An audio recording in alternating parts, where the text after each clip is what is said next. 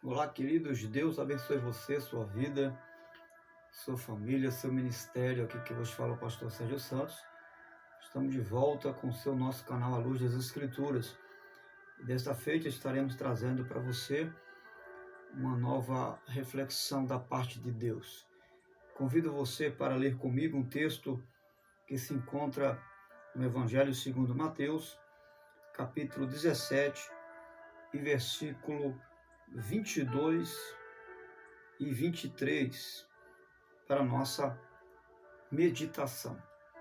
Mas você já orou hoje? Se você ainda não orou, não falou com o Pai, vamos orar? Porque tudo começa bem quando começa com oração. Já diz um certo filósofo, historiador bíblico também, homem de Deus. Ele dizia certa frase: antes de você viver a vida ou se apresentar diante do público, ou antes de você viver a vida do lado de fora do seu quarto, ou se acertar com a vida do lado de fora, se acerte com Deus dentro do seu quarto. Se acerte com Deus em primeiro lugar. E é isso que vamos fazer. Vamos orar ao Senhor. Pai bendito, te agradecemos pela oportunidade de estar na tua presença. É uma honra poder falar contigo, de poder também ter consciência que o Senhor há de falar conosco por meio da sua palavra. Pedimos perdão pelos nossos muitos pecados, pelas nossas muitas fraquezas. Reconhecemos a grandeza do teu poder e o sacrifício vicário do nosso Senhor, Salvador Jesus Cristo, teu Filho amado. Em nome de Jesus, rogamos a tua graça para que compreendamos a tua palavra à luz da mesma. Assim, rogamos em nome de Jesus e te agradecemos. Amém. Muito bem. Estaremos abordando um texto que se encontra em Mateus, Evangelho segundo escreveu São Mateus, capítulo 17, versículo 22. E antes de ler o texto, se porventura você ainda não se inscreveu no nosso canal, A Luz das Escrituras, pastor Sérgio Santos, você tem liberdade de se inscrever, ative lá o sininho de notificações, né? Deixa lá o seu like, o seu comentário, né? Deixa o teu comentário aí, o YouTube estará encarregado de levar essa mensagem mais adiante, em nome do Senhor Jesus, e certamente você estará sendo um canal de bênção para outras pessoas também. Muito bem, lendo assim a palavra de Deus, que se encontra em Mateus 17, 22. Reunindo-se eles na Galileia, Jesus lhes disse: o Filho do Homem será entregue nas mãos dos homens, eles o matarão, e no terceiro dia ele ressuscitará. E os discípulos ficaram cheios de tristeza. Eu gostaria de tematizar essa pequena reflexão aqui, né, com o seguinte tema. Nós teríamos vários temas que poderíamos abordar nessa reflexão, mas eu quero intitular essa pequena reflexão com a seguinte expressão: vivendo o sobrenatural ou o natural da vida. Vivendo o sobrenatural ou o natural da vida. Poderíamos chamar também de o processo do engano ao andar com Jesus. O processo do engano ao andar com Jesus. Ou viver o natural ou o sobrenatural com Jesus. É dentro desses dois pontos que eu quero me situar aqui, à luz da verdade que Jesus apresenta aos seus discípulos quando ele estava sempre anunciando a sua morte e o seu sofrimento. E esse texto é muito enriquecedor para as nossas vidas, né? Porque à medida que eles estavam caminhando com Jesus, eles estavam, de certo, vivendo o sobrenatural da existência do reino de Deus em uma existência humana. Eles estavam vivendo um ciclo e uma experiência com Deus que jamais teriam vivido, jamais experimentaram. E essa era a realidade nova na vida dos discípulos. Mas à medida que eles iam experimentando esse sobrenatural, a exemplo de que, certa feita, eles estavam evangelizando e curando, expelindo demônios, milagres estavam acontecendo, e quando eles voltam a Jesus, na grande comissão, eles se alegram, dizendo: Senhor, até os espíritos se nos submetem. Então, nesse sentido, eles estavam maravilhados com o poder sobrenatural que emanava dos seus lábios, através do poder, é claro, do nome do Senhor Jesus. Porém, em meio à decorrência, em meio a esse processo de sobrenaturalidade do poder de Deus, de cura, de milagre, de prodígios, de multiplicação de pão, de peixe, da presença gloriosa do poder de Deus que estava ali, em meio à sequência de poder sobrenatural, também ali eles estavam desenvolvendo um processo de um grande engodo ou engano, podemos assim dizer. Por quê? Porque na concepção e na consciência deles, à luz do que nós acabamos de ler, ele só seria Jesus, no caso, Jesus só seria e faria o que poderia fazer vivo na presença deles. E que após a morte, jamais esses milagres, esses poderes, essas manifestações que Jesus fazia enquanto estava com vida, isso jamais poderia acontecer após a morte de Jesus. E isso não... O fato de que Jesus iria morrer, porque todo instante Jesus estava anunciando a sua morte, anunciando o seu sacrifício, esse fato não entrava na mente deles. Esse fato não penetrava. E o problema de quem está seguindo Jesus é exatamente esse aí. A questão difícil de aceitar, a questão difícil de encarar é seguir Jesus sem esse lado sobrenatural. É seguir Jesus sem ver a cura. A maior dificuldade dos cristãos hoje é seguir Jesus sem ver a manifestação de um milagre. É sem ver a manifestação de um prodígio, né? É sem ter um Jesus que não manifesta poderes sobrenaturais.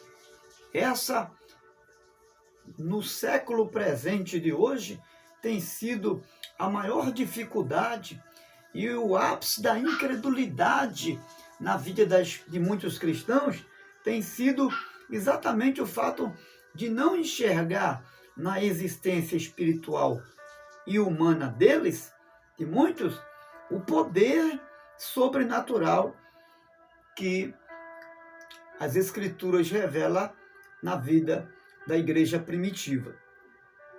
E aí é difícil entender o que Jesus, à medida que vai caminhando com eles passo a passo, vai dizendo: nem só de pão viverá o homem, mas de toda palavra que procede da boca de Deus.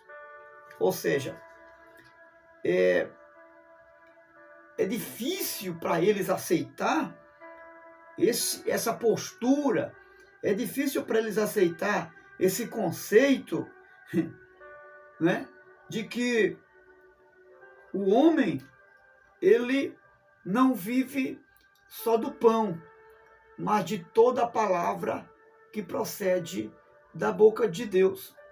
Isso para os discípulos era algo relutante, né? Era algo relutante, porque eles eram seres humanos, mas queriam viver de um sobrenatural.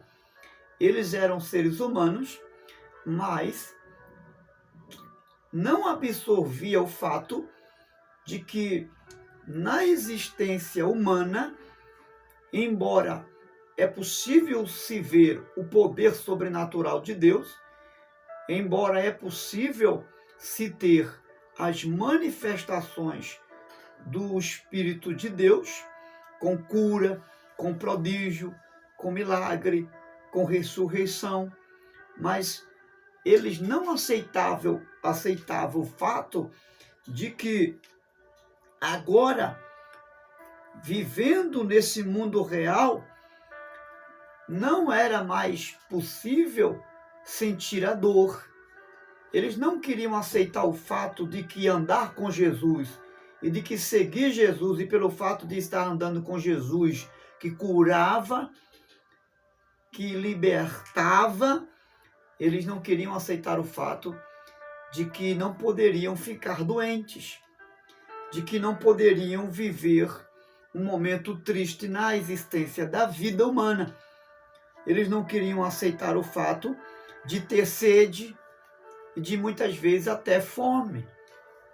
Eles não queriam aceitar o fato de que, mesmo andando com Jesus, eles poderiam sentir angústia, de que eles poderiam se sentir muitas vezes sozinhos na estrada da vida.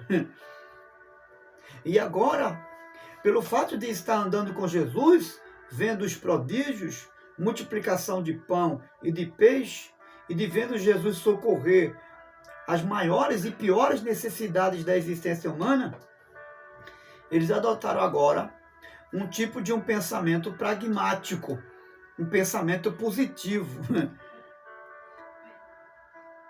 de que agora não poderiam mais falar sobre fracasso.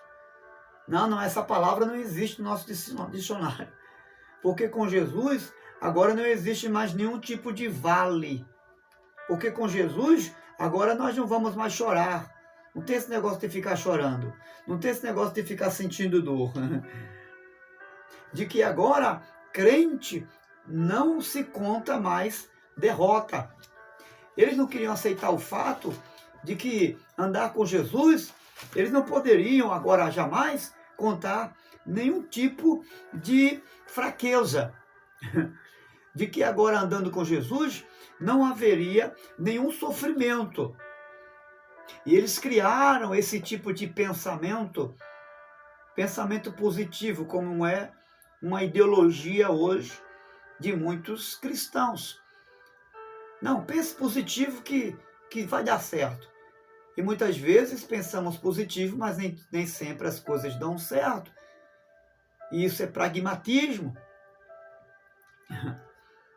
Isso é criar um meio para chegar a um fim.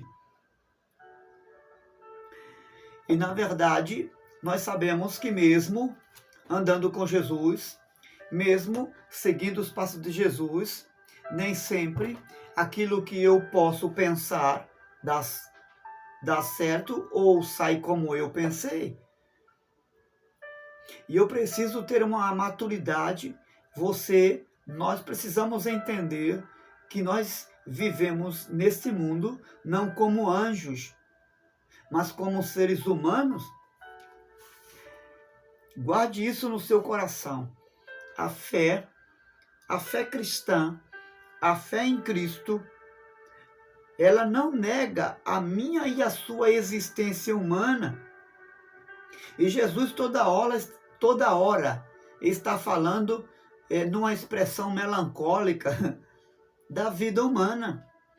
Todo instante Jesus está batendo nessa tecla, mas eles não conseguem admitir que alguém do meio deles iria traí-lo em algum momento. Não, Jesus, aqui não. Pode ser alguém de fora, mas aqui em nosso meio, teus apóstolos jamais vão negar o Senhor. Mas Jesus toda hora está falando de fraqueza. Ele chega para Pedro e diz: Pedro, antes que o galo cante, você vai me negar 3 vezes.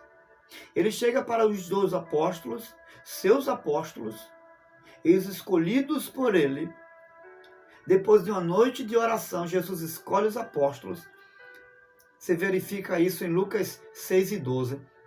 Depois de uma noite de oração, Jesus escolhe os apóstolos para segui-lo. E em meio a esse seguir Jesus, em meio aos milagres vistos, e milagres que aconteceram não só através de Jesus, mas das próprias mãos dos apóstolos, dos quais ele incumbiu e lhes delegou poder. Ele vai dizer: um de vós é o diabo, um de vós vai me trair.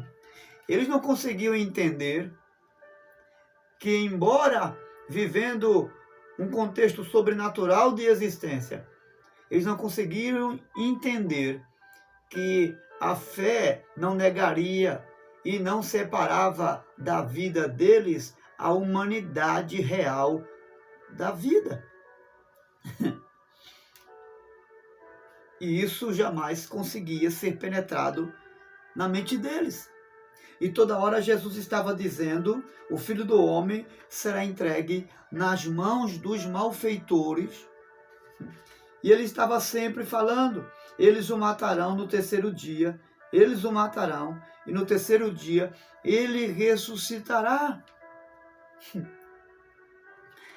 Eles não conseguiram admitir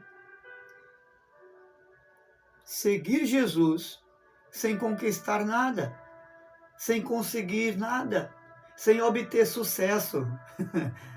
E isso tem levado muitos cristãos a ter esse tipo de conceito de que seguir Jesus é ter sucesso na vida, de que seguir Jesus ou de ter Jesus na vida não e jamais poderiam deixar de ter alguma coisa ou de não ter sucesso, ou jamais poderiam enfrentar momentos e vales baixos da vida, que jamais poderiam galgar lugares que jamais eles desejariam estar. Que seguir Jesus não existe vale de ossos secos. Jamais poderia penetrar na cabeça deles que seguir Jesus implicaria na ausência de coisas que eles mesmos desejariam ter. E tudo que Jesus teve, ou não teve, melhor dizendo, foi a poupação ou a negação de um encontro com a realidade humana da vida. E Jesus toda hora está revelando a humanidade nos passos que se segue com os seus discípulos. Por exemplo, até o contexto histórico da vida de Jesus vai trazer não só um momento de sobrenaturalidade, mas em meio ao sobrenatural, como por exemplo, o seu nascimento virginal, que foi um ato sobrenatural. Ele nasceu por obra e poder do Espírito Santo, mas ao mesmo tempo, a Bíblia não vai negar uma realidade humana. Ele nasceu por obra e graça do poder do Espírito Santo, de forma sobrenatural, mas ele também nasceu em uma hospedaria. Ele era um filho do Deus vivo, mas ele também, como inocente, morreria. E por causa dele, muitos na sua época,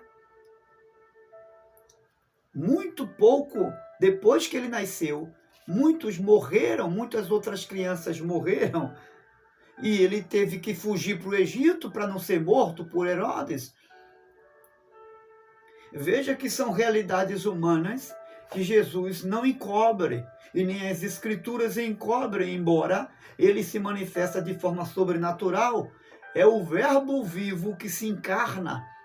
É o Deus humanizado que se reveste de pele, carne, osso, sangue, por causa dos meus e dos seus pecados.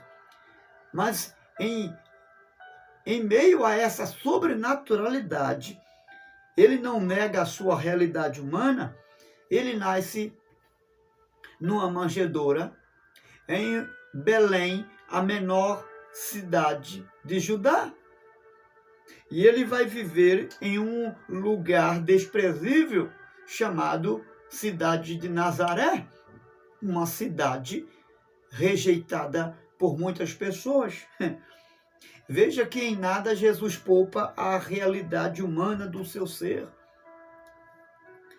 E quem segue Jesus tem que estar e precisa aprender, a exemplo dele, para viver no meio da multidão. Precisa aprender a viver sozinho, ou seja, se ausentar, como muitas vezes ele se ausentou. Quem deseja estar no meio de muita gente vai ter que desaparecer muitas vezes para essa multidão. E é isso, e era isso que Jesus fazia toda hora, a todo instante, a todo momento. E tudo o que Jesus fez foi baseado no chão da realidade humana. Jesus não é presunçoso para negar a sua realidade como ser humano. Quando tinha sede, ele dizia, eu tenho sede. Quando tinha fome, ele dizia, eu tenho fome. Quando estava cansado, colocava sua cabeça no travesseiro e dormia. Quando estava triste, angustiado, ele confessava, como confessou para os discípulos, a minha alma está triste e angustiada até a morte. Sabe por que Jesus não vai de imediato ao encontro de Lázaro para curá-lo, quando ele é avisado de que Lázaro, seu amigo, estava doente? Para que aquelas pessoas tivessem a experiência da morte, para que aquelas pessoas tivessem a experiência do choro, para que aquelas pessoas, mesmo com ele presente, tivessem a experiência não só de um consolo após a ressurreição, mas tivesse a experiência da lágrima, da dor, da falta da presença de alguém que eles amavam. Para que elas tivessem a experiência do mau cheiro, porque quando Jesus chega já depois de 4 dias, as próprias irmãs dele dizem que já é de 4 dias, já cheira mal.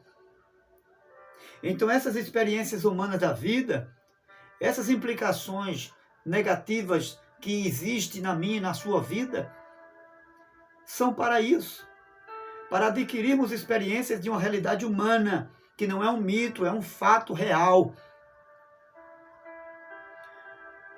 Mas para que elas também tivessem a experiência da ressurreição, que é Ele, Jesus.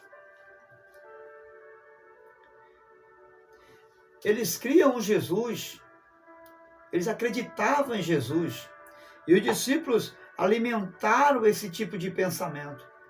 Eles acreditavam em Jesus que poderiam ressuscitar mortos, mas nunca poderia se ressuscitar.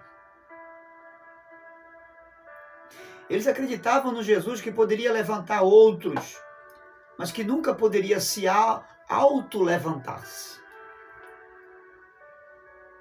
Eles acreditavam em Jesus que poderia reconstruir outros, mas que nunca poderia se reconstruir. Seguir Jesus é seguir o caminho da evasilidade, sem fugir ou negar as implicações dessa vida real que nós vivemos. Seguir Jesus é isso. É ter os pés no chão, mesmo nos faltando coisas que desejamos ter. Seguir Jesus é encarar a morte sem desespero. É encarar os fatos reais da existência da dor sem frustração. Seguir Jesus é acreditar na manifestação do sobrenatural,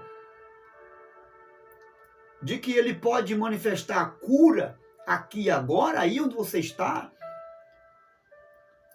mas é entender que ele cura se ele quiser. E que o fato de ele não curar não significa que ele não ame você.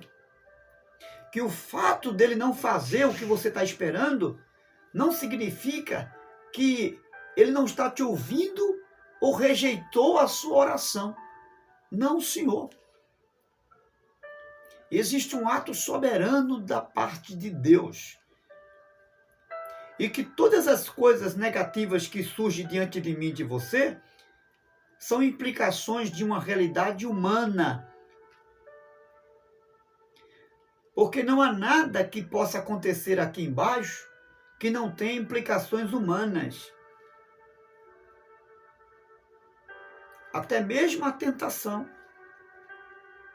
Paulo vai dizer nas cartas aos Romanos, ele vai dizer, não veio sobre vós tentação alguma que não fosse humana, mas fiel é Deus para vos dar o escape, a fim de que possais suportar no dia da tentação.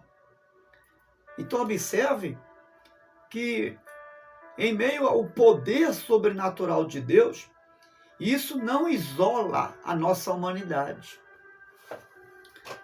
Você é uma pessoa cheia do Espírito Santo, você é um homem de Deus, você é uma mulher de Deus, você é alguém que tem promessa de Deus, usada e usado e ousado por Deus, mas isso não isola a sua humanidade.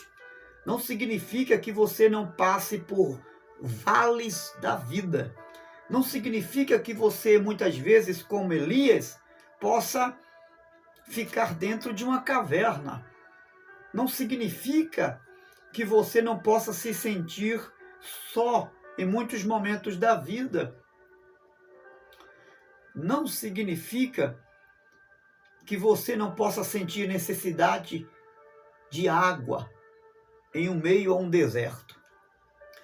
A Bíblia registra um acontecimento no livro de Juízes, e um dos juízes de Israel, chamado Sansão, um homem onde Deus usou poderosamente, a Bíblia vai registrar que em dado momento, após ele ter vencido centenas de soldados filisteus com apenas uma queixada de jumento, pelo poder sobrenatural que estava sobre ele, após esse acontecimento vitorioso, ele sente agora uma necessidade urgentíssima de beber água, porque seu corpo estava fadigado, estava sentindo-se uma estafa na linguagem popular. E se ele não tomasse água, iria morrer. Agora, entenda isso aqui. Um homem que acabou com mais de 1000 filisteus, com centenas de filisteus, armados até os dentes, apenas com a queixada de jumento, agora implora a Deus para abrir um poço de água ou saciar a sua sede, porque se não fizesse isso, ele ia morrer. Observe agora como o poder de Deus na minha vida, a presença do Espírito Santo não me ausenta da minha humanidade, não isola da minha fraqueza. Isso precisa ser muito entendido para que você não possa viver frustrado. mas entender que não devemos fugir da realidade humana e real que vivemos aqui embaixo. E não olhar para nenhuma fraqueza humana como um abandono ou ausência da presença de Deus, não, Senhor. Mas entender que negar as implicações dessa vida real, nós precisamos crer que ainda que diante de todas essas realidades e fraquezas humanas que eu e você possamos enfrentar nessa vida, ainda assim, precisamos crer e viver dizendo: eu e você somos filhos da ressurreição. Porque só consegue seguir Jesus vivendo o sobrenatural de Deus e, ao mesmo tempo, a realidade humana como fraqueza da realidade, como alguém que pode agora estar num lugar mais alto, mas ao mesmo tempo pode galgar os lugares mais baixos da vida. Só alguém que crer e vive seguindo Jesus com a consciência de que você é filho da ressurreição e de que não importa nenhuma realidade, seja ela uma realidade do sobrenatural ou uma realidade de uma fraqueza humana, você é filho da ressurreição. E o que importa é a ressurreição. Foi o que Jesus estava falando para eles. Eles não conseguiriam absorver essa verdade. Jesus estava dizendo: o Filho do Homem vai ser entregue nas mãos dos malfeitores, vai sofrer nas mãos dos malfeitores, mas vai morrer, mas ao terceiro dia vai ressuscitar. E é isso que importa para mim e para você. É que não importa as implicações do sofrimento humano, se você acredita e tem a consciência que você é um filho da ressurreição. Não importa quantas vezes ou os momentos de fraqueza da sua existência. Se você acredita e crer em Jesus, e que no final de toda a existência da sua realidade aqui embaixo, e não importa quantas vezes você seja usado por Deus, por esse poder, por esta graça aqui embaixo, mas não importa também quantas vezes você se depare com a fraqueza humana e com a fragilidade dessa vida, você é filho da ressurreição. E entender isso é ir em frente. Acreditar nisso é não se frustrar com nenhum tipo de fraqueza. É se levantar, é se erguer, é olhar para frente, é olhar para a cruz e não para si mesmo. É não se autocondenar, é não se autojulgar, é não se auto-amaldiçoar, mas é confiar no sacrifício de Jesus, é depositar nele a sua confiança, é acreditar que o seu sacrifício foi suficiente para lhe resgatar, para lhe salvar.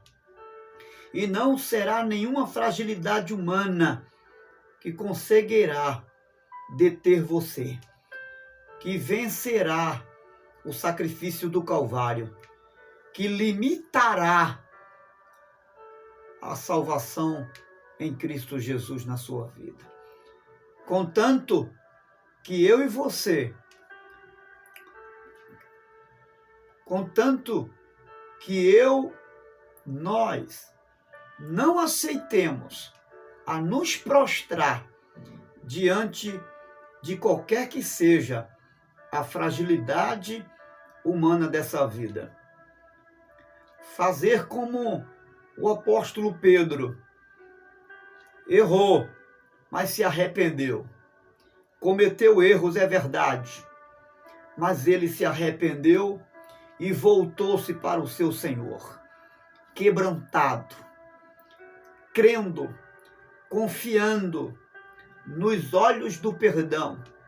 Quando Jesus olha para ele, que ia se dirigir pela última vez ao julgamento do povo e de Pilatos, e que Jesus tem esse encontro de olhar com Pedro após ele ter negado, Pedro viu nos olhos de Jesus não o olhar da condenação, não o olhar do julgamento, mas o olhar do amor divino. Pedro viu nos olhos de Jesus o olhar do perdão, e foi isso que comoveu Pedro. Ele não viu em Jesus um olhar de julgamento, ele viu em Jesus o olhar do amor de Deus, e o amor até o fim.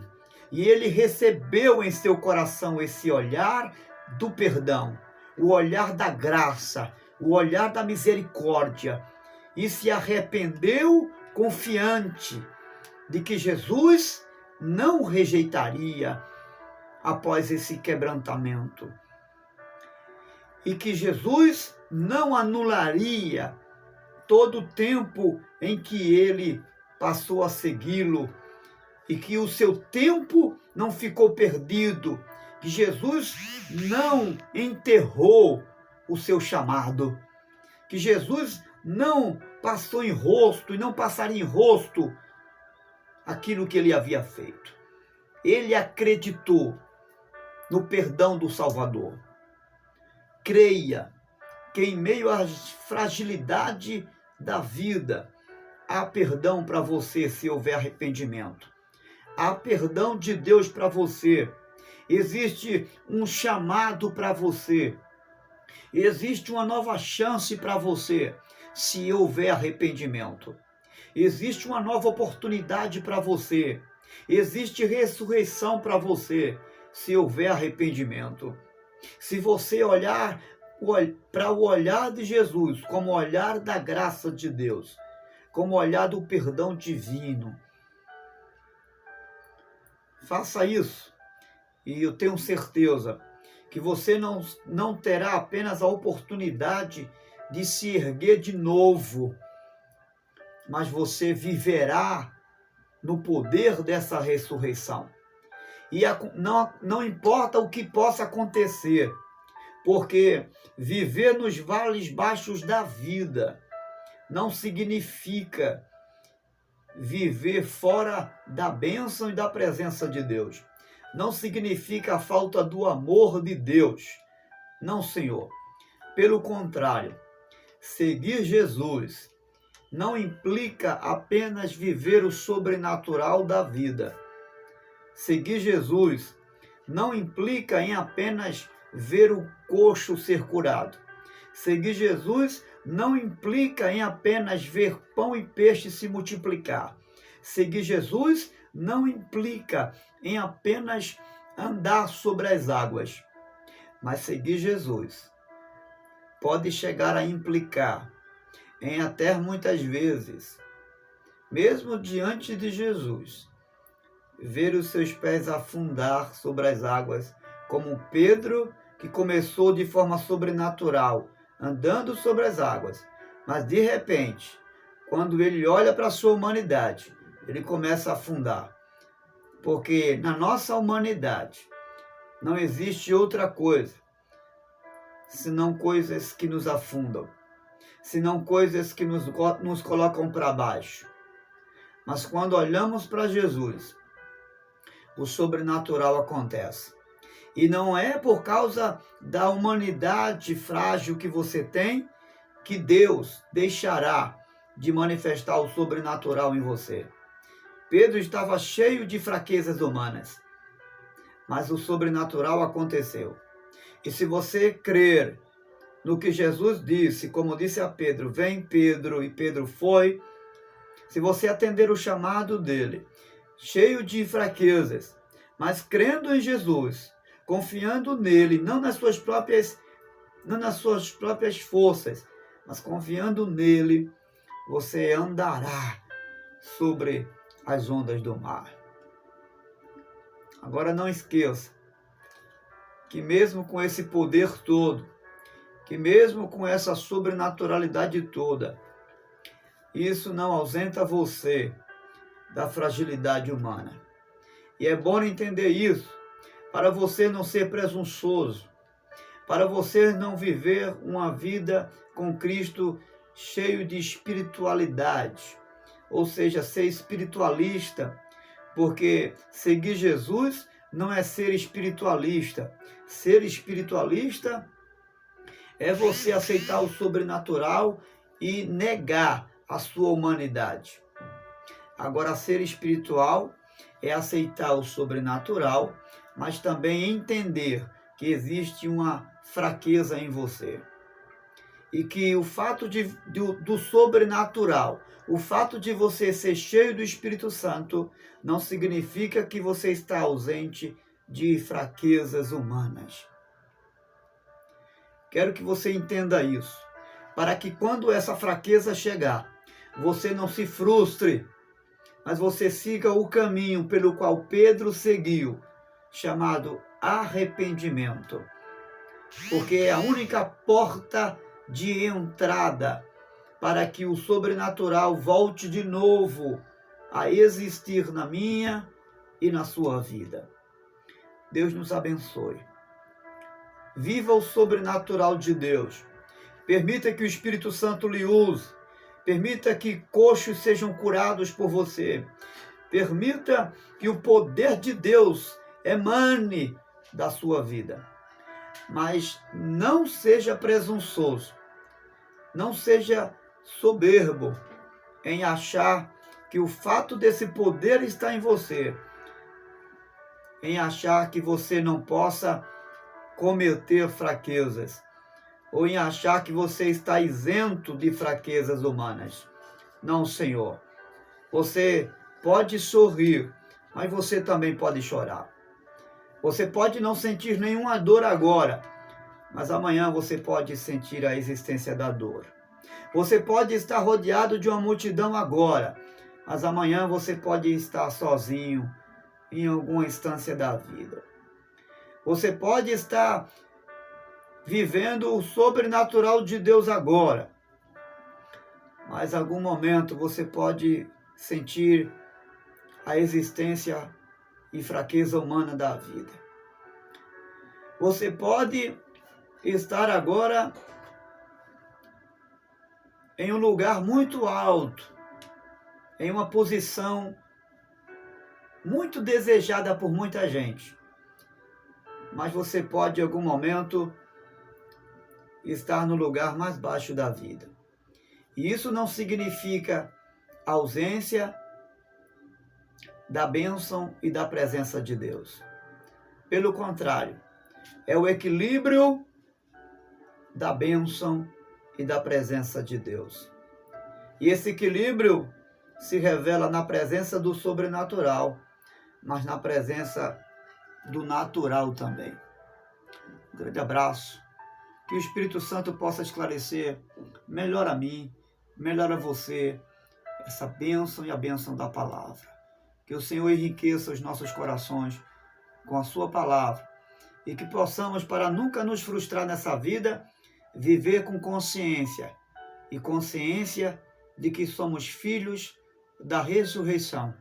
E não importa o que aconteça conosco nessa vida, a ressurreição é o que mais importa para mim e para você. Grande abraço. Deus te abençoe.